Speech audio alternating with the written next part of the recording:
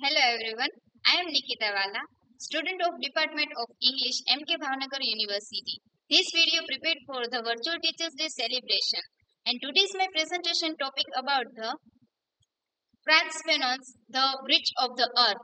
Let's begin. This is a table of contents. These are my personal information and introduction.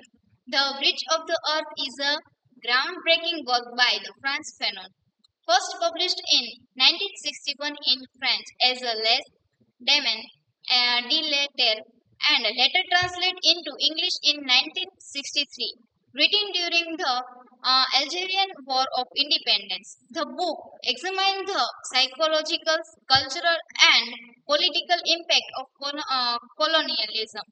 Fanon combines his experience as a psychiatric and a revolutionary to highlight how the colonial rules dehumanized people and how the struggle for decolonization become a path toward a liberation and the rebirth of national culture. Context and purpose. Fanon wrote this book during the Algerian anti-colonial struggle. He analyzed how colonialism harmed both society and individual mind, creating trauma, alienation, and violence. The book is not only an analysis but also a guide to decolonization, helping nations move toward freedom and cultural renewals. On violence chapter. So, in this chapter, Fanon argued that decolonization is always violent because colonialism itself is built on violence. He sees colonialism and liberation as a mutually exclusive, meaning one must destroy the other. Violence through harsh act as a cleansing force, restoring dignity and humanity to the colonized. Key social agent. So the struggle involves different groups. The colonized are the oppressed majority, while the colonists are the oppressed. The national bourgeoisie may become corrupt elite after independence. The lumpenproletariat, the poor and marginalized, hold revolutionary potential. The peasants, deeply connected to culture, also become a vital force in resistance. After national culture, in this chapter, Fanon instead that a national culture is a force in struggle, not in a nostalgic return to the past. Real culture grow out of resistance, combining old traditions with new ideas shaped by the fight for independence.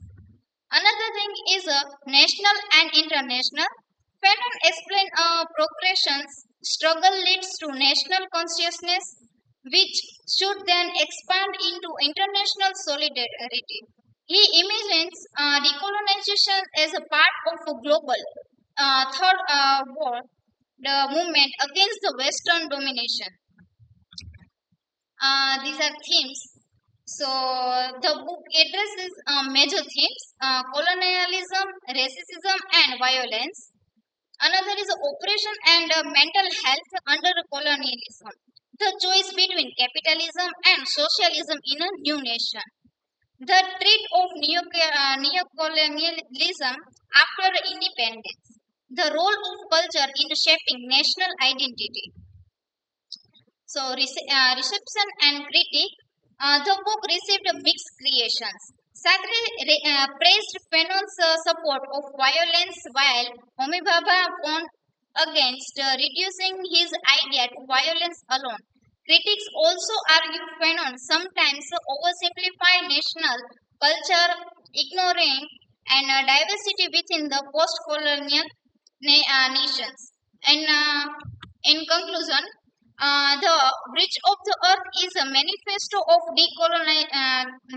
decolonizations. It highlights that liberation must be psychological, cultural, and political. Even today, Fanon's idea remains powerful for understanding struggle against the racism, inequality, and neo-colonialism worldwide. So, thank you for watching. You can appear for the quiz through the link in the description and receive your e-certificate. Thank you so much.